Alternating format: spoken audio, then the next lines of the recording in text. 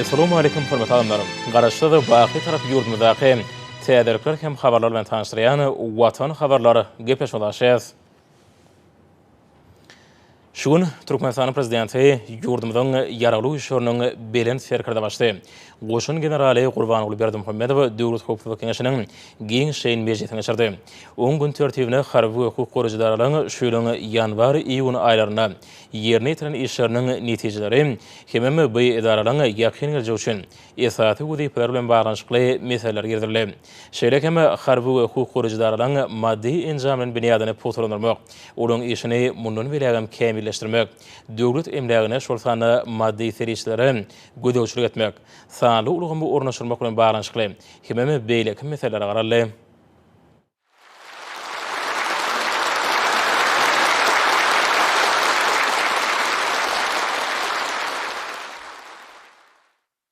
Hormatly Türkmenistan Döwlet Hukuk Geňeşiniň agzalary, hormatly şerkerler.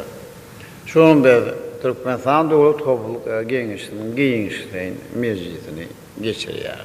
Mejlis ýurdumyň harby hukuk goraýjy edaralaryna 2021-nji ýylyň 6 aýyna anyp baran işleriň netijelerini sereder.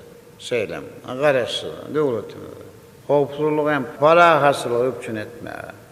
Harby hukuk goraýjy edalaryny maddi enjamynyň biniýadyny berkitmäge, olaryň işini hem kämilleşdirmäge, döwlet emlegine, şo zanyna maliýe serişlerine gödäwçilik etmäge hem de sanly ulgamy ornaşdyrmaga degişli soraklaryň bir näçesini we beýleki käwrem soraklary aral maslahatlaşar.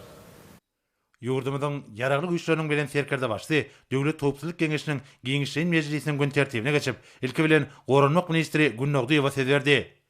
Goranmak ministri ýolbaşyk edýän düzümleriniň ýylyň başyndan bäri ýerine ýetiren işleri hem de döwlet daşlarymyzyň işgärler kuwatyny potolandyrmak, harby gullukçylaryň durmuş meselelerini çözmek boýunça udul beren tarşyklarynyň ýerine ýetirişi barada hatabat berdi. Hatabatyň barşyna harby gullugy ýalky çağırış mewsumynyň netijeleri bardy hem aýdyldy. Şeýlekem Goranmak ministri mukaddes garaşdyrylmadan şanly 30 ýyllyk bayram münasibetli geçiriljek dawraly harby ýürüşe görülýän taýýarlyk işleri barada hatabat berdi. Ýurdumyzyň ýaragly güýçleriniň bilen serkirde başlaýan hatabat dinläp, goşunlaryň ähli kızımlaryny döwrewap diýen bilen üpsün etmegi, diňe gorun şähetine eýe bolan harby doktrinanyň esasy ugur bolup durýanyny belledi. Şunda ýurdumyzyň ýaragly güýçleriniň maddi enjamynyň biniýadyny döwrewaplaşdyrmagyň başyna ýygyderli gödäwçilik etmegi wajypdygyna aýratyn üns çekildi. Degişli okuw mekdeplerine işgärler taýýarlamak ulgamyny kämilleşdirmek, gaýry oýulmasy wezipeleriň hataryny kesgitlenildi. Döwlet başlarymyz ýaşlaryň arasynda harby gullugyň ähmeti barada wagyn nesihat işlerini geçirmegiň hem-de jemgyýetçilik insanperwer taýýarlygy köpçülikden sport ýarşlary bilen utgaşdyrmagyň zerurdygyny belläp, Goranmak ministrine anyk tapşyryklar berdi. Şeýlekem hormatly prezidentimiz mukaddes garaşdyrylmadan şany 30 ýyllyk münasibetli geçiriljek dawraly harby ýürüşiň ýokary guramaçyk derejesini üpçün etmegi tapşyrdy. Soňra İçeri işler ministri Çakyýew ministrligiň 2021-nji ýylyň 6 aýyna ýerine ýetiren işleriň netijeleri, jemgyýetçilik tertibini üpçün etmek, düzgün bolmalaryň, ýol ulak hadiseleriniň öňüne almak maksady bilen görülen çäreler barada hatabat berdi. Ýanyna garşy görüşmek işini talaba laýyk alyp barmak hatabatyň esasy meseleleriniň biri boldy. Şeýlekem Türkmenistanyň prezidentiniň käbir gadyraşdyrjy hukuk namalaryna üýtgetmeler gezmek we olaryň käbirini güýjüni ýitirenini ikrar etmek hakyndaky kararyň taslamasy barada hatabat berildi. Hormatly prezidentime de hatabat dinläp, Türkmenistanyň prezidentiniň käbir gadyraşdyrjy hukuk namalaryna üýtgetmeler gezmek we olaryň käbirini güýjüni ýitirenini ikrar etmek hakyndaky karary gol çekip şeýle diýdi. Hormatly Döwlet Hukuk Geňeşiniň agzalary. Häzir men Türkmenistanyň İçeri işler ministri Mehmet Khan Berdimuhammedow Çakyýew başga işe geçmegi sebäpli Türkmenistanyň içeri işleri ministri wezipesinden boşadýar. Türkmenistanyň içeri işler ministri wezipesine ýöwürdi Gelliwich Hozanýazowy belýär. O hem Türkmenistanyň içeri işler ministriniň ormançylary wezipesinden boşadýar.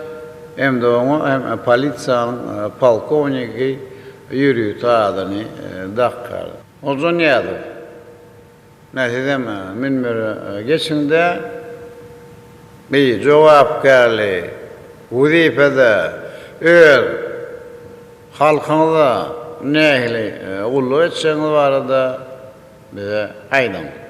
Köp sağ olun, hormat bilen serkede başyňyz. Çuňgur hormat bilen Türkmenistanyň prezidenti, Türkmenistanyň ýaraly güýçleriniň bilen serkede başdy. İçeri işler ministrliğinin ähli şahsy düzümi bolup, afuwdolygymyzy goramakda, içerki tertipdigin kanuny berkitmekde. Hormat bilen serkede başyňyz, janymyz aýaman, ezi watanymyza, mähriban halkymyza hormat bilen serkede başyňyz size wepaly bolup, kazamyza wepaly bolup, halal arasy gulluga çekdiňiz ananyrmary söz ediň. Hormat bilen serkede başyňyz, siziň janyňyz sag, ömrüň uzak bolsun. Garaşly baqy tarap watanymyza, mähriban halkymyza, Türkmenistanyň hormatly prezidentine, Türkmenistanyň ýaraly güýçleriniň bilen serkede başyna gulluk edýär. Hormatly prezidentimiz meclisi dowam edip, içeri işler ministrleriniň idaralarynyň işine häzirki zaman teň kerişlerini işin gorunuşdurmak wajypdygyny bellädi. Döwlet başçylygymyz bir ugurda görülýän çäreleriň toplumlaryň häsiýeti iyi bolmalygyny aýtdy. Ýurdumyzyň ýaraly güýçleriniň bilen serkerde başdy. Ýylatyň arasynda tagdyn durmuş ýergileri hemde ýaramaz enlikleriň adamyň bedenine getirýän ziýany barada düşünmüş işleriniň geçirilmegini esasy urlaryň ataryna görkezip ministre anyk tawşyklar berdi. Ýanyň howpsuzlygy kadrlarynyň berja edilmegine bir gözüçük etmek babatda da degişi görkezmeler berildi. Soňra baş prokuror Attaýew hereket edýän kadrlaşdyrjy hukuknamalarynyň berja edilmegine gözüçük etmek maksady bilen geçen 6 aýda görülen çäreler hemde hormatly prezidentimiziň taşlygy boýunça amala aşyrylan barlyklaryň netijeleri barada hatabat berdi. Şeýle hem işleri sanyl gomarkaly döwre barplaşdyrmak wezipeleriniň ýerine getirişi barada aýdyldy. Döwlet başçylarymyza hatabat dinläp, kanunçylyk we tertipdigini pogtalandyrmagyň, garaşly döwletde raýatlaryň hukuklaryny we adatlyklaryny goramagyň prokuratura idaralarynyň möhüm wezipeleriniň biridigini bellädi. Hormatly prezidentimiz barlyklaryň netijeleri boýunça prokuror gözüçligi babatda netijeli çäreler görmegiň zerurdygyny aýdyp, ýöňde goýulan wezipeleriň üstünlikli çözülmegine bir gözüçlük etmegi tapşyrdy. Soňra ýokary kadiýetiň başlygy Usan Epedow milli kadiýet lugamyny kämilleşdirmek boýunça geçen 6 aýda amala aşyrylan işler hemde döwlet başçylarynyň beren taşlyklaryny ýerine getirmek boýunça görülen çäreler barada hatabat berdi. Ýurdumyzyň ýaraly güýçleriniň bilen serkerde başlaýan hatabat dinläp, bu düzümiň işgärleriniň üstüne ýüklenilen wezipeleriň üren jogapkärligini bellädi. Kadiýet idaralarynyň maddi enzamyň binýasyny pogtalandyrmak, işgärleriň hünär derejesini ýoklandyrmak, alınıp bolýan işleriň ileri tutulýan ugurlarynyň biridir diýip hormatly prezidentimiz bellädi. Döwlet başçylarymyza ýokary kadiýetiň başlygyna kadiýet öňümçiligini guramagyň döwre usullaryny ornaşdyrmak arkaly işiň netijelerini ýokarlamak boýunça işleri dowam etmegi tapşyrdy. Soňra Milli Howpsuzlyk ministri Annaýew hormatly prezidentimiziň ulul beren taşlyklarynyň ýerine getirilişi hemde mukaddes garaşdyrmalaryň galananlarynyň ygtybarly goralmagyny üçin etmek boýunça 2021-nji ýylyň geçen 6 aýynda amala aşyrylan işler barada hatabat berdi. Şeýle hem döwlet we jemgyýetçilik durmuşyny durmaklygy saklamak maksadyna degişli idaralar bilen alınıp bolýan utgoşukly işler barada aýdyldy.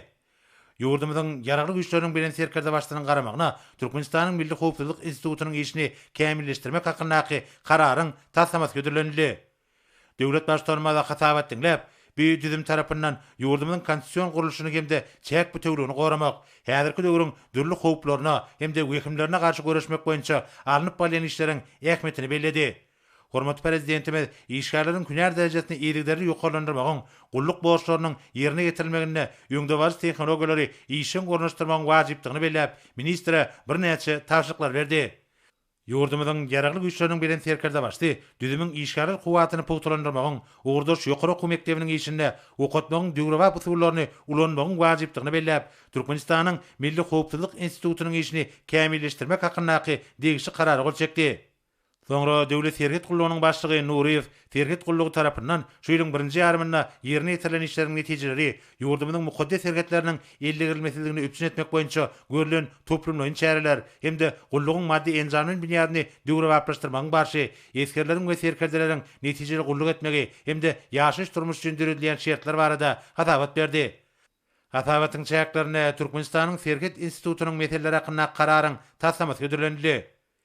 Ýurdumyzyň ýaraly güýçleriniň bilen serkerde başly hatabat dinläp, döwlet serkediniň goňşy ýurtlaryň ählisi bilen hemişe dostlyk serkede bolmalygyny bellädi.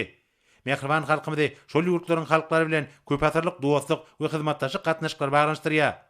Hormat prezidentimiz şirket goşunlarynyň öňünde goýulan möhüm wezipeleri üstünlükli çözmäge ukyply, ýokary hünärli işgärler taýýarlamagyň häzirki döwrüň esas talaplarynyň birdigini aýdyp, gulluň ýol başlygyna anyk tawşyklar berdi. Meclisiň başynda ýurdumyzyň ýaraglyk güýçleriniň bilen serkerde başdy. Türkmenistanyň Serket institutynyň meselleri hakyndaky karary gol çekip, bir resmi namanyň düzgünleriniň ýerine getirişini üns merkezinde taklamagy tapşyrdy. Soňra Adalet ministri Muhammedow şu ýylyň 1-nji ýarymynda milli kanunçylyk bünýadyny mundan meýlekde hemme taraplardan ösdürmek boýunça ýerine getirilen işler hemde kabul edilýän we hereket edýän gadyraşdyrjy hukuknamalarynyň maksady barada raýatlaryň arasynda guralan düşünürüç çäreler barada hatabat berdi. Ýurdumyzyň ýaraglyk güýçleriniň bilen serkerde başlaýan hatabat dinläp, kanun çykarjyk babatda dünýä tejribesini öwrenmegiň wajypdygyny bellädi. Milli lidermede amala aşyrlayan döwlet ýazatynyň ileri türlüýän urlaryny nazara almak bilen halkara hukugynyň umumy ikrar edilen kadrarny Türkmenistanyň kanunlaryna ornaşdyrmagyň wajypdygyny belläp, kanunçylygy ýygyderli öwrenmegiň esatyna degişli teklipleri işläp taýýarlamagy tapşyrdy. Soňra döwlet gümrük gullugynyň başlygy Hudaý Kuliýew ýol başga edýän düzümlerindäki işleriň ýagdaýy, şu ýylyň 6 aýynda ýerine getirilen işleriň netijeleri hemde işgärleriň hünär derejesini ýokarlandyrmak boýunça amala aşyrlayan toplumlaryň çäreler barada hatabat berdi. Hormat prezidentime de hatabat dinläp, gulluň işini munun meýlekde kämilleşdirmek hemde olary teň taýdan döwre barpaşdyrmak meselelerini öňe çekip, gümrük gadylaşdyryş babatda çäreleriň berja edilmegini bir gödäwçilikde taklamagy tapşyrdy.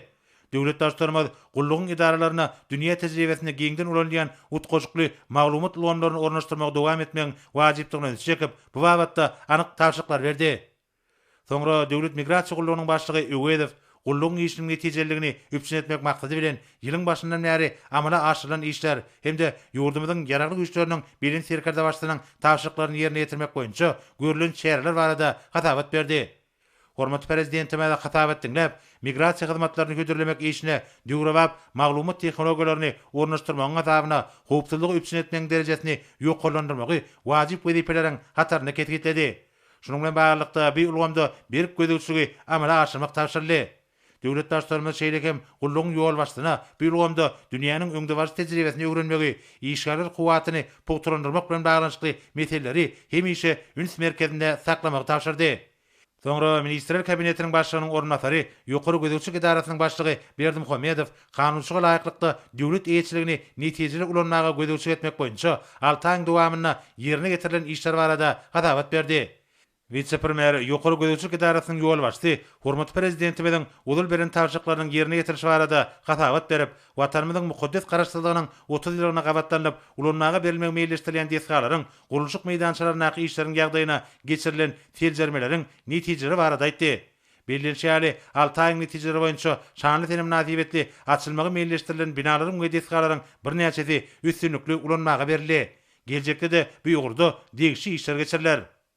Ýurdumyzyň ýaraglyk güýçleriniň bilen serkerde başlaýan hatabat dinläp, Türkmenistany dünýäniň senagat taýdan ösen döwletleriniň derejesine çykarmagyň, häzirki döwürde döwleti ösdürmegiň strategiýasynyň esasy urlarynyň biridigini bellemek bilen kabul edilen maksatnamalaryň hemde ýeri taslamalaryň durmuşa geçirilmeginiň munyň aýdyň subutnamasyny aýtdy. Hormat prezidentimiz ýurdumyzyň garaşdyrlygynyň 30 ýyllyk münasibetli desgalary gurmak we ulanmaga bermek boýunça meýilnamalary üstünlükli amala aşyrmagyň ähmiýeti barada aýdyp, gurulşyk işleriniň ýokary şeýlini we desgalary ulanmaga bermegiň möhletlerini berja etmek meselelerini hemişe üns merkezinde saklamagy tapşyrdy. Döwlet daşlarymyz beý ugurda mundan meýlekde teljer işlerini dowam etmegiň zerurdygyny aýdyp, degişli görkezmeler berdi. Soňra Ministrler Kabinetiniň başlygynyň ornatary, Döwlet Howpsuzlyk Geňeşiniň sekretary Amanow ýurdumyzyň ýaraglyk güýçleriniň bilen serkerde başlyny başlan giňerimli harby özgertmeleriň ilerledilişi, milli goşunyň gorunçy goýuny pogturandyrmak maksady bilen görülen çäreler barada hatabat berdi. Harby we hukuk goraýjylaryň şahsy düzüminiň tegeşen we hünär taýýarlygyny ýokarlandyrmak, harby gullukçylaryň durmuş meselelerini çözmek boýunça görülen çäreler hatabatyň esasy meselelerining biri boldy. Döwlet daşlarymyz hatabat dinläp, diňe gorunç hädetine bolan harby siýasy strategiýanyň garaşsyz hemişilik bir tarap Türkmenistanyň ählimumy howpsuzlygy we paragatçylygy bir ýgrarlydygynyň hemde ýurdumyzyň özüniň bähfitlerini goramak babatda aýgytly çykyş edýänliginiň aýdyň subutnamasy bolup durýanyny bellädi. Hormat prezidentimiz harby we hukuk goraýjylaryň öňünde durýan gaýry-oýulmasy wezipeler öňe çekip, vice-premieri Döwlet Howpsuzlyk Geňeşiniň sekretaryna gödäwçilik edýän düzümleriň ähliýetinden gödäňletilen işleri taýyk ýerine getirmegini bir gödäwçilikde taklamagy tapşyrdy. Yurdumyzyň ýaragly güýçleriniň bilen serkerde başly mejlis jemläp, döwletimiziň insanperwerlik we paragaçyk tejrübe görevlerine laýyklykda amala aşylýan harby doktrinanyň esasyna mundan meýlekde harby we hukuk goraýjydarlaryň maddi enzamynyň binýadyny puturlandyrjakdygyny, harby gullukçylaryň we olaryň maşgala gydalarynyň gullugy, ýaşaş durmuş üçin munasyp şertleri döretmek babatda arada etjekdigini bellädi. Hormatly Türkmenistan Döwlet Topluluk Geňeşiniň agzalary. Biz Türkmenistan Döwlet Topluluk Geňeşiniň mejlisinde esasy ýurdumyzyň harby hukuk goraýjy edalaryny 2021-nji ýylyň 6 aýyna alyp barýyşyň netijelerini seljerdi. Hormatly Döwlet Topluluk Geňeşiniň agzalary. Hormatly serkerderler. Eger bolsa biz Döwlet Topluluk Geňeşiniň mejlisini ören hem ýene-de wajyp meselen aral maslahatlaşmak üçin değişleyen yol başlayan gatnaşmagyna dowam ederiz.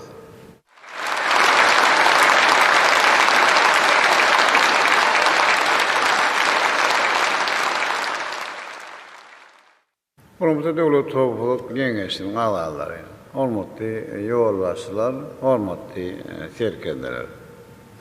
Biz Döwlet Topluluk Geňeşiniň Geňeşen mejlisini Milli Geňeşiniň mejlisiniň we halk maslahatynyň ýolbaşçylarynyň, ministr kabinetining başlygynyň, ormandarlarynyň, vilayatyň hemde Aşgabat şäheriniň häkimleriniň, siyasi partiýalaryň hem jemgyýetçilik birleşikleriň ýolbaşçylarynyň hem gatnaşmagyna dowam eder.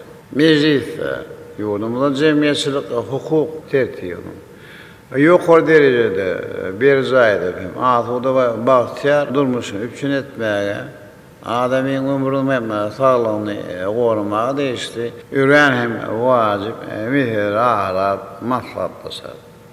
Bir, efadi kanunlu olan konstitusiýamyzda belirlenýär. Türkmenistanda jemgyýetiň we döwletiň iň ýokary gymmatly adamdyr diýip akrar edilen döwletimiz adamyň ömrüni hem saglygyny goramak, asuda hem bagtyar durmuşda ýaşamany üçin etmek boýunça döwlet fiýatymyzy ýygyderli durmuşa geçirýär. Raýatyň awadan hem bagtyar durmuşda ýaşamak üçin asuda jemgyýeti döretmek hemde jemgyýetçilik hukuk tertibini ýokary derejede üçin etmek boýunça uly işleri alyp barýar. Siz bilsiňiz ýaly jenaýetlaryň hadiselerin hem öňüni almak, şerem jenaýetlere şert töreden ýagdaýlar hemde sebäpler ýüze çykarmak, ferjermek hem aradan aýyrmak, burada wagtdan nisihat düşündürüşem işler bilen öňüni alyş şäherlerini geçirmek, harby hukuk goraýjy edaralaryň häkimlikleriniň, geňeşleriň, jemgyýetçilik birleşikleriň hem beýleki guramalaryň ören möhüm hem wazifeleri bolup durýar. Ýöne gynasakda öňler şäherleriň wagtyny demişler, talabalar geçirilmeýäniň sebäpli ýargy döwürde burada köp sanly kemçiliklere ýol berilýär. Munuň özi siziň hem beýleki değişli edara hem guramalaryň işiniň häzirki döwrüň talaba laýyk kanagatlanarly alyp hem barmaýanyny görkezýär. Hormatly Döwlet Topluluk Geňeşiniň agzalary, hormatly ýolbaşçylar. Biz asuda hem parahat ýurdumyzda jenaýetçilik esadan hem adamyň janyna we saglygyna garşy gönükdirilen jenaýetçiligiň öňüni almak üçin bilelikde tutuş jemgyýet bolup hem bir göreşmenler. Bir jenaýetlaryň sebäplerini hiç kiň terjerip, olaryň hem wagtyny öňüne almak üçin saglyşykly iş alyp barmaly. Sebäbi ýygyderli, ökýän hem kämilleşen asuda jemgyýeti kemale getirmek ol biziň hem baş maksadymyzdyr. Hukuk goraýjy edaralary idren etmiş üçin diňe çäre görýän ýa-da hem jiza berýän edara bolmalydyr. Olar durmuşda ýalňyş ýan adamlar hem dogry ýola gönükdirmäli. terbiyelemeye hem de cemiyete qaytarıp getirmeye hem işin katlaşmalı. Ne? Son için hem harbi hem hukuk koruyucu idareler burada ön katlarda bolmalılar. Öyle işlerini bundan ben bile ağır güçlendirmeliler. Ademin akbanla hem cemiyetin noksanlıklarına bir park hem garamalı değerler. Halkın lavadan hem bakçadırmışta yaşamalı. Cemiyetimin hem kamilleşmene yardım vermeliler. Olmakta devlet toplulukta gençliğinin ağları. Yağdır men Minister Kabineti'nin başkanı olmakları. Devlet topluluk gençliğinin sekreteri Amanova söz veriyor. Ministrler Kabinetinin başkanının ornatary, Döwlet Topçuluk Geňeşiniň sekretary Amanow garalýan mesele boýunça ýurdumyzdaky işleriň ýagdaýy hemde harby we hukuk goraýjy idaralaryň öňüne durýan wezipeleri üstünlükli çözmek maksady bilen görülýän şeýerler barada hatabat berdi. Hormatly prezidentime de hatabat diňläp şeýle diýdi. Hormatly döwlet topluluk geňeşiniň agzary, hormatly ýolbaşçylar, adamy böl jany kat etmek. Köp bulan maşgalla ýagdaýlary, psihiki bolurma sebäp, jeýlem spirt içkileriň hem psikotrop hem maddalaryň täsirini dörüýär. Bir ýagdaý ilki bilen haraýan hukuk goraýjy idaralaryň, jeýlem häkimleriň, geňeşleriň, jemgyýetçilik birleşikleriň we hem beýleki guramalaryň bu urda hem işlerini talabalar alyp barmaýanyň hem şaýatlyk edýär. Ýagdaý esasan hem içeri işledarlaryny hem buradan balan işlerini üreýän hem gowşanlygy gorkuýar. Şoň bolady. Ozanýar. Ýurdum içeri işledarlar hukuk tertibini üçin etmek üçin cemiyetçilik fikrini içine uranyp kriminalistlik barlaglary güýçlendirmäge hem de bu urda hem tercih işlerini aýratyn hem üns bermeli. Kanunçuluğa laýyklykdy, öňnalyş taýdan tähir etmäge değişen raýatları ýüze çykaryp olaryň hasabyny ýöretmeli. Olardan ýa-da iş alyp barmaly. Olaryň ýaşaşam durmuş meselelerini çözüp gündelik durmuşa işe gatnaşmagyny gazanmaly. Durmuş ýagdaýy kynrak bolan adamlara hemme tarapdan himayet etmeli. Olara hukuklan hem azatlıklarını amalaştırma hem yardım vermeli. Olara zahmet ve hem durmuşlardan kolla verme hem gönüktüren neticeler hem çareler iyilikler hem geçirip durmalı. Tutukluktan boşak bilen adamların cemiyete koşulup bitmeyi. Yaşayış durmuşun yolu oymak için durmuş iktisadi, terbiyecilik, hukuk, siyasetli çareleri geçirmeli. İlkinci, navatta olsa onları iyi süren, üpsün etmek için hem hakimlikler bilen bilelikte dirur hem çareleri görmeli. Yoluluk hadisanın neticesinde bolup bilecek adam pidaların hem öňünalmagy gönükdirlen hem şäher rahat hem güýçlendirmeli. Ýollarda hereket kadrlarynyň esasan hem belirlenen tiýirin bir jaýym edilişine bir gödökçülük etmeli. Prokuratura idaralarının işi hem talabalar anlap barmaýar. Şoň orada Adaýew hukuk goraýjy, sağlyk goraýjy, bilim idaralarının, häkimlikleriň we jemgyýetçilik guramlarynyň wekilleri bilen birlikde ilat arasynda jenaýatçylara garşy geçirilen wagaz, nesihat, düşündürüş işlerini has we hem güýçlendirmeli. Prokuratura idaraları hukuk hem bozulmadan öňünalmak üçin kanunçylyk tahqiq we bir megdeş berja edilýän gödökçülük hem ýokurlandyrmaly. Her hem hukuk goraýjy idaralaryň jenaýatçylyk garşy görüşmek goýunça anyk bar hem işlerini ýutguşdyrmaly. Bu hem orada sağlyk hem işleri alyp barmaly. Polisiýanyň we yerli özüň dolandyş idaralarının bu urdaky birlikde alyp barmaly işlerini talabalar ýerine ýetirmegen bir gödökçülük etmeli. hem de bu işleri amalaştırmak hem olur yakinen yardım berip durmalı. Cenazesini hem almakta kaadet idaların üstüne hem uli vazifeler düşer. Emma bu işlerin kaadet idaraları tarafından talaba layık alınıp barınmıyor. Cenayetin amalla hem aşırılmağına getiriyen şertler, yağdırlarına doğru uğranmıyor. Olar aradan ayırmamış hem diyor hem işler geçirmiyor.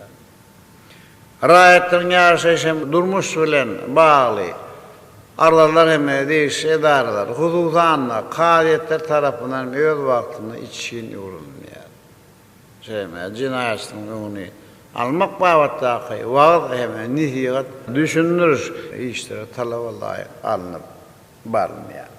Son için hem ustane peyser, hukuk bozulmadan almak bağıttaki kanunsuzluğu temizleştirmeye kadet idaraları hem iyi için katlaşmalı.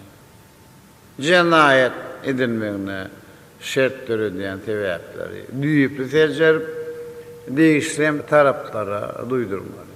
Bir sebeplerim önler mahkeme için katlaşmalı. Adamlar da hukuk korucu idaralara anlamı arttırmalı.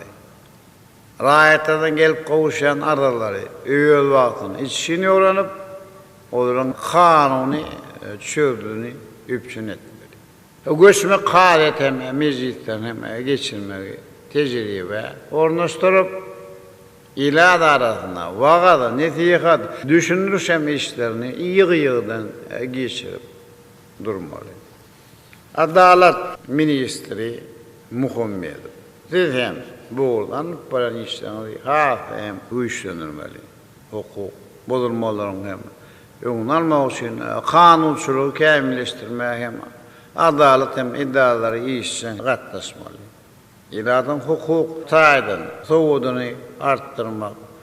Her bir hem rahatın hukuklarına ve borçlarına düyüp hem düşünmek. Kazanmak için vaada, netihat düşünürsem işlerini iyilikleri geçirip durmalı. İndi Milli Kovsuluk Ministeri anlayın. Milli Kovsuluk edaları öz ofisiyalına değişik işler olacak hukuk. Bozulmalar hem duydurmak hem onların uyumunu almak için hem duyduruş, düşünürüş çarelerini yığıdan geçirip durmalı. Hukuk tertibine karşı gelen hareketleri yol hem vermeli için ilatın ayrıtıyla bilmem idaralarla birlikte kamillik yaşına yetmediklerinin hem arasında alıp varan işleri hasem güçlendirmeli. Olur hukuklarını hem de ene tanım devletin hem cemiyetin önündeki borçlarını iyilikleri düşündürüp durmalı. Evet. Emişilik yaşayan yerinden beyleken vilayete vaktan gidiyen arayete hakimler bilen bilelikte bulayan hem yerler onca hata almak hem de onları güdüsür etmek isteyen hem güçlendirmeli. Yani içerki migrasyanın düğünlerinin hem hukukta beza edilmekini üpçün etmeli. Bunlar değil. Nuri hem Huday kuruyor. Siz orada yolbaşlığı eden idaralarında sağ hem düzüm arasında alıp varılan terbiyecilik durmuş hukuk işten hem güçlendirmeli. Hukuk bozulmanın hem önünü almak için harbi, düğün, nizam varadaki yağda hem iyiliklerini tercih durmalı. Onu hem bir cay edilmekini üpçün etmeli. Hormatlı devlet topluluğu gençlerin ağlardı. Hormatlı yolbaşçılar. Hukuk bozulmalarına karşı terbiyecilik ahmetli vaat netihatem düşünür işten hem geçirmekte. Bilim idaraları, kardeşler akalaşıkları, dinalar birleşir, yaşlar kuraması, milli gençlerin meclisin ve hem halk masfalının hem komisyetleri yeterlik işem alıp barmaýar. Ne sizem yaşları bir alamly, bilimli, giňem dünýä garaşly watanşy zähmet töýür bir akıllı başlı edip hem yetiştirmek boýunça alıp hem şäherler hasam işçen gatnaşmaly. Bilime daralar. Jemgyýetçilik birleşikleri. Mejlisden hem halk maslahatyň komitetleri.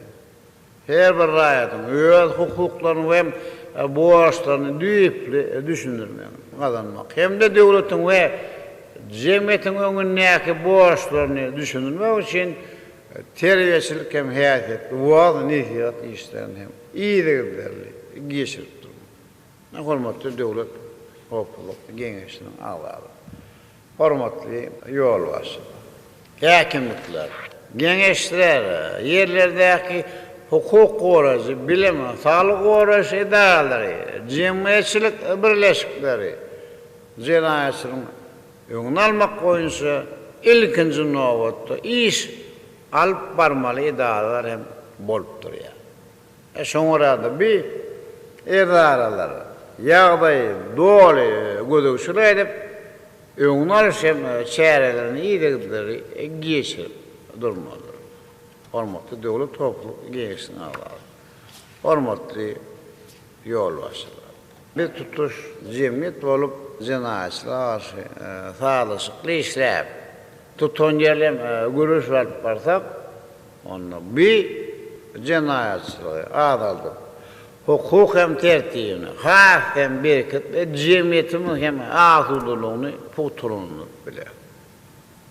Milli häsiýetli, bilend ahlakly, watançy, halal hem ýaşlary terbiýelep ýetişdirip biler. Ata watanymyzy dünýäniň öňünde barjam döwletiniň bir ýerine bolmak.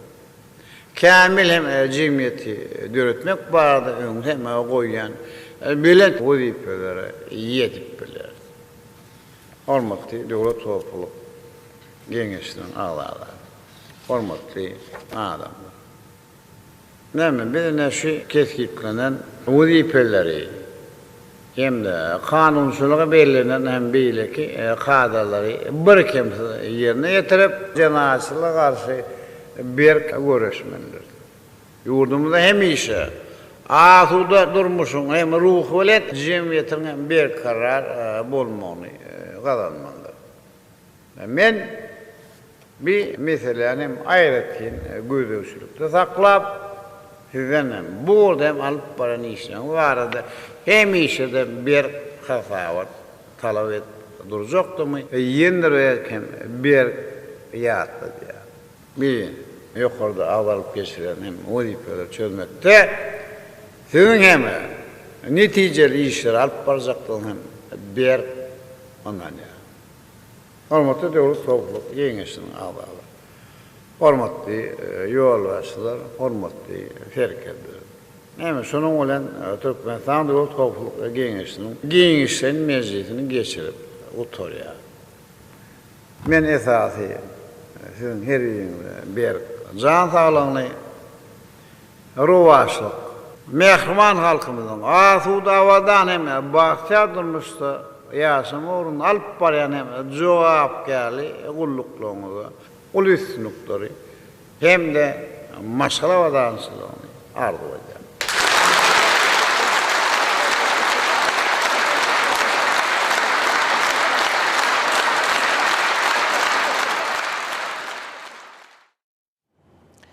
Inursa hormat prezidentining goly çekene resmi nämer bilen tanış edýäs. Şakyp Hakyny Türkmenistanyň prezidentiniň permany. Türkmenistanyň konstitusiýasynyň 71-nji maddasynyň 16-njy bendine laýykda karar edýän. Polisiýanyň general maýory Mehmethan Berdimuradow Şakypy başga işe geçmek sebäpli Türkmenistanyň içeri işleri ministri wezipetinden boşatmaly. Hojoniyat Hakyny Türkmenistanyň konstitusiýasynyň 71-nji maddasynyň 16-njy bendine laýykda karar edýän. Polisiýanyň podpolkownigy Öwürdürdi Geldiýewiç Hojoniyatowy Türkmenistanyň içeri işleri ministri wezipetine bellep, ony Türkmenistanyň içeri işleri ministriniň orunbasary wezipetinden boşatmaly. Polisiyanın podpolkovniği Xojaniyatov polisiyanın polkovniği Yuri adyny daqma haqında. Türkmenistan'ın konstitusiyasynyň 71-nji maddasynyň 15-nji bendine laýykly karar edýän Türkmenistan'ın içeri işler ministri polisiýanyň podpolkovniği Uwazurdy Geldiýew Xojaniyatov polisiýanyň polkovniği Yuri adyny daqmaly.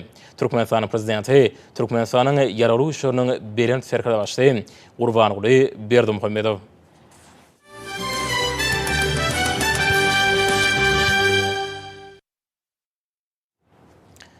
Cemiyetçilik kurumlarynyň merkezinde hemem Türkmenistanyň owy hojalyk toplumyny hormatly prezident bilen galla siýasaty halkymyň rızkyly bereket atly maslahatlar geçirli.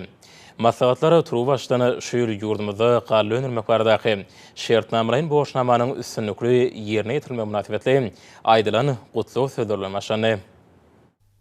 Cemiyetçilik kurumlarynyň merkezinde geçirilen maslahatyň öňü siratynda oňa gatnaşyjylar Amal Haşam Sungutynyň eserleriniň we owy hojalyk önümleriniň sergisine sinetdiler. Sergi milli liderimiň ýol başlygyny ýurdumyzda owy öwretmeleriniň barha öňü ilerleýändigini, şonuň netijesinde ýokary üstünliklen gazanylyp adyk bolçulugynyň öpçün edilendigini aýdym görkezýär. Sergide görkezilýän eserler ussatlyk bilen ýerine ýetirilipdir. Maslahat turwaşdan şu ýyl ýurdumyzda galla öňürmek baradaky şertnamalaryň borçnamanyň üstünlikli ýerine ýetirilmegi münasibetli aýdylan gutlaw sözler bilen başlandy. Oňa Türkmenistanyň Milli Geňeşiniň cemiyetçilik guramalynyň ýol başçylary, ýokary mekdepleriniň professor mowlumlary, siýasatçylar, köpçüliklerin habar beriş terişdeleriniň wekilleri gatnaşdylar. Maslahatda arkada prezidentimiziň hormatly hasyl ussatlaryna, merdany gallaçy Babaday hanlara, berkar döwletimiziň bagtyarlyk döwrüne, muqaddes garaşdyrmamyzyň şanly 30 ýyllyk bayramynyň öňü siratynda, sakabatly türkmen topragynyň guşgurtok ak buğdaýyň boluq hasylyny öňürip, watan harmanyna 1.400.000 tonadan gowrak buğdaý hasylyna tawşyryp, şertnamalaryň borçnamalaryny üstünlikli berja edendigi bilen tüy sürökden aýdan gutlaw sözlerini aýratyn üns çekildi. Şeýle ýokary netijeni gazanmakda hormatly prezidentimiň gallaçy Babaday hanlaryň öňürçilikle dähmet çekmek üçin döredip beren ähli mümkinçilikleri esasy orun ýeleýär diýip çykyşlarda aýratyn agtardy. Çykyşlarda milli ykdysadyýetimiziň möhüm pudaw bolan owa hojalygynyň hemme taraplaryň ösdirilmegi bilen baglanşykly meselelere üns berýändigi, owa dähmetkeşleriniň durmuş derejesiniň ýokarlandyrylmagy, ýokary derejeli ýaşaýyşy we öňürçilikli dähmet ugruna zerur şertler döredilýän üçin milli liderimize tüý sürökden hoşarlyk sözler aýdyldy. Belenilşär owa tenaga toplumyna gazanylýan üstünlikler arkada prezidentimiň ýurdumyzda azyk bolçulugynyň öpçün edilmegine, dürli görnüşli owa hojalyk önümleriniň öňürilýän mukdarynyň artdyrylmagyna gönükdirilen giň möçerli özgörtmeler maksatnamasynyň ajaýyp meýwesdir. Döwletimiz owa hojalyk işgärlerini hemme taraplaryň gollaw berýär. Olaň dünýäň öňde barjy önüm öňürçileriniň yerli toprak howa şertlerine laýyk gelýän döwrewap kuwatly tehnikalar, ýokary hili tohumçylyk serişdeleri we mineral dökünleri bilen öpçün edilmegini ýygyderli gödөгçülükde saklaýar. Owa dähmetkeşleri alada jogap ýokmyny täze dähmet ýeňişleri we üstünlikleri bilen watanymyzyň ykdysady aýdan pugtalandyrylmagyna münasip goşun toşýarlar. Şu ýyl döwlete buğdaý tawşyrmak baradaky şertnamalaryň borçnamanyň ýerine ýetirilmegi munyň aýdyn suwtnamasydyr diýilip çykyşlarda bellenilip geçildi.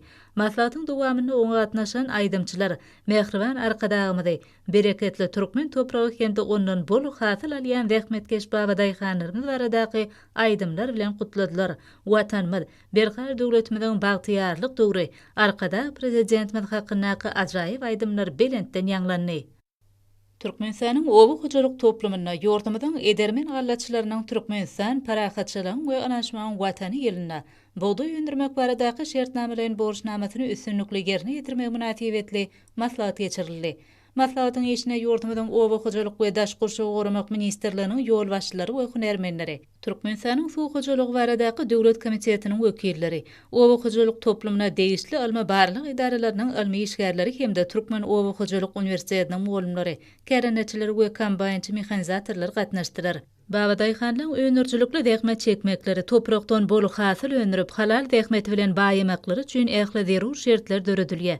Berkar döwletimiziň bagtyarlyk döwrüniň Türkmenistan parahatçylygyň we anaşmagyň watan ýylyp alan edilen ýylynda bedew wady bilen okunny öňe barýan edi ýarmada ykdysady, syýasy, meden taýdan giň erimli ösüşleri gazanylýar. Şol giň erimli şanly özüşlere maslahatda dinlenden çıkışlaryň özüni düzdi. Şeýle hem owa hojalyk ekinlerini, şol sanna güýzlük buğdoýy agrotenikanyň talaplaryna laýyklykda almy esasy ösürip ýetişdirmek, orak geçirilen meýdanlarda sürüm işlerini geçirmek, aralyk ekinleri ekmek hem-de enniki ýylyň hasyl üçin buğdoýy ekiljek meýdanlary öz wagtyna ekşi taýýarlamak barada çykyşlarda beýan edildi.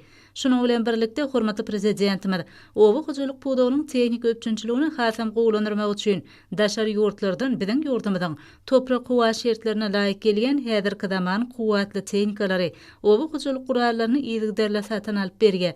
Bu tehnikalarda mehanizator üçin ähli şertler döredilen diýip maslahatda çykyş edenler bellädiler. Ýurdumyzyň gallaçylarynyň döwlete buğdoý taşyrmak baradaky borçnamalaryny ýerine ýetirmekleri münasibetli geçirilen maslahatda gatnaşyjylar hormatly prezidentimize ýüzlenme kabul etdiler. Şeýle hem maslahatda gatnaşyjylar bu ýerde ýurdumyzyň gallaçylyk buğdogyny gadanlan üstünlüklerini suratlandyrýan sergini tiýindiler hem-de aýdym sala çykyşlary tomuş etdiler. Paýtagtymyzdaky çağlar we ýetkinjekler köşeginiň öňündäki meýdançada dawaraly şäherge geçirildi. Bu şäher çağlaryň tomusky deň jaş mövsüminiň 3-nji taparyna badarga berdi. Çağlar mekdepden deň jaş günleri Türkmenistanyň iň ajaýyp günjekleriniň birini gözel göýekdere uraýarlar. Güneşli diýarymyň ähli ýerlerine çağlaryň tomusky deň jaş mövsümini guramaşlykly geçirmekde dol derejede taýýarlyk görüldi. Mövsümiň nowatda 3-nji taparynyň açylmagy münasibetli Aşgabat şäheriniň çağlary we ýetkinjekler köşkünde Bilim ministrliginiň Aşgabat şäher häkimliginiň guramaklygyna geçirilen çäre şadyan körpeleriň kalbyna ýatdan çykmajak duýgular çaýdy. Dawaranyň dowamyna çykyşlaryň bir näçesine orun berilip, olarda Bagtyar çağlaryň ýurduny öwrülen diýarymyzda ösüp gelýän ýaş nesiller üçin ul aladalaryň edilýänigi, şoň netijesinde çağlaryň bu tomus mövsümini de şadyan we Bagtyar diň jalmaklaryň uğruna ähli amatlyklaryň ýoly goýulanyny bu ýysançlan bellenildi. Bu ýerden çağlar dawaraly ýagdaýda uğradyldy. Bedemen awtobuslarda dawaraly ýagdaýda uğradylan berqarar ötümden Bagtyar çağlarynyň ýyllaryndaky saatlyk şowkuny hiç bir zat bilen deňär ýaller. Olaryň ýyllaryndaky saatlyk duýgulary öz mehriban akydany bolan bu ýysançdan we guwançdan noly. Aýdym saatsyň gotuna dekini çağlaryň ruhy bilen çykyşlary dawaralary hassa aýratyn öwüşgün çaýdy. Bularyň hemmesi gökderedäki çağlar tagalçy we deň jaş merkezlerine deň jalmagy uğran çağlaryň wagtlaryň şadyan geçmekler üçin ajaýyp mümkinçilikler berer. Deň jalmaga gelen körpeler ähli amatlyklary bolan deň jaş otoglaryna ýerleşdirildi. Olarda Aşgabat şäher baş bilim müdürlüğünün guramagyna tomusky deň jaş mövsüminde ýaş nesiller üçin juda täsirli we gazykly şäherleriň ençemet geçirler. Hormatly prezidentimiň ýurdumynyň körpe nesliniň deň jalmagy we saglygyny berkitmek üçin döredýän mümkinçilikleri, olara birek bilen ýakynan tanışmaga, deň duşlarynyň isleg arzularyny öwrenmäge, bu merkezlerde dowatlaşyp hakyky dogonlara öwrenmäge şert döredýär. Çağlaryň tomusky deň jaş forsatlarynyň hemme taraplaryň täsirli gowunaja geçmek üçin ähli mümkinçilikleri döredýän hormatly prezidentimize mektep okuwçylary çağa kalplaryna çykýan alkyş sözlerini aýdýarlar. Hormatly alymlar, Nurta ýurdumyň aýtany we paýtagtyň Aşgabatda 1-nji iýulda saat 20-den 2-nji iýulda saat 20-de boljak howa barada Türkmenistanyň howa maglumat gulunyň berýän habary bilen tanışyryň.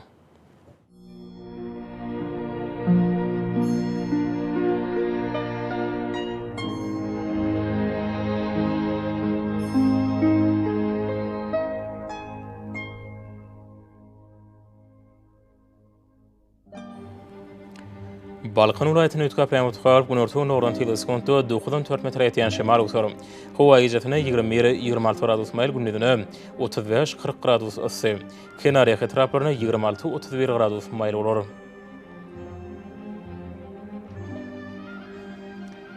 Ahir vilayatynyň Ütkap ýa-da Demirgazyk Günorta teleskopda 9-4 metr ýetýän şemal uçar. Howa ýejetine 24-29 gradus maýl gündüzine 37-40 gradus ysy bolar.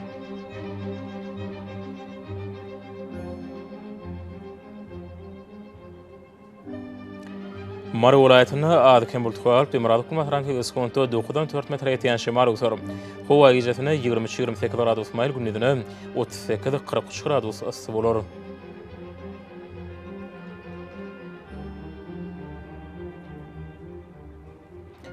Lewap vilayatyny Adykem bultwar Demirgazyk Günorta teleskopda 9-4 metr ýetýän şemal uçar. Howa ýejetine 23-28 gradus maýl gündüzine 38-43 gradus ysy bolar.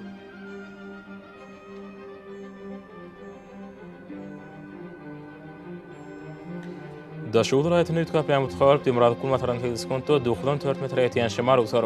Hova gecetine 24-29 gradus mayl günnüdüne 37-40 gradus ısı olur.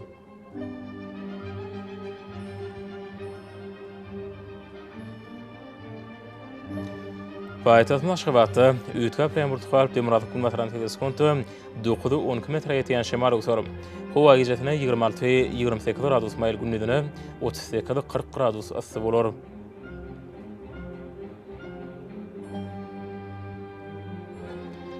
Yurdum boyunca iyul ayının ikisine magnit hadisesinin qoğuşuq təsirli bolmağı aşırı.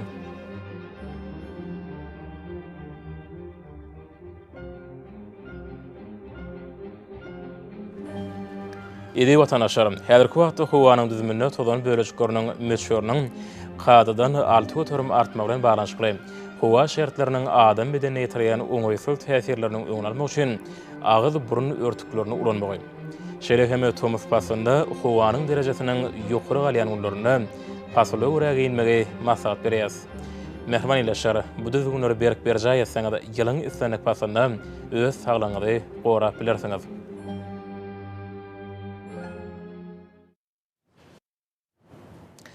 Mehman adamlar, şunun watan habarlary peşimize jemleýär. Berqarar döwletimiziň bagtýarlyk döwrüne aty watarma Türkmenistan, ähli wabatlarda ötüşýär. Ähli ötüşýän ne bolsa halkyň bähbedi bar. Çünki biziň ýurdumyzda döwlet adam üçindir. Hoş sag bolun, edi dileşer.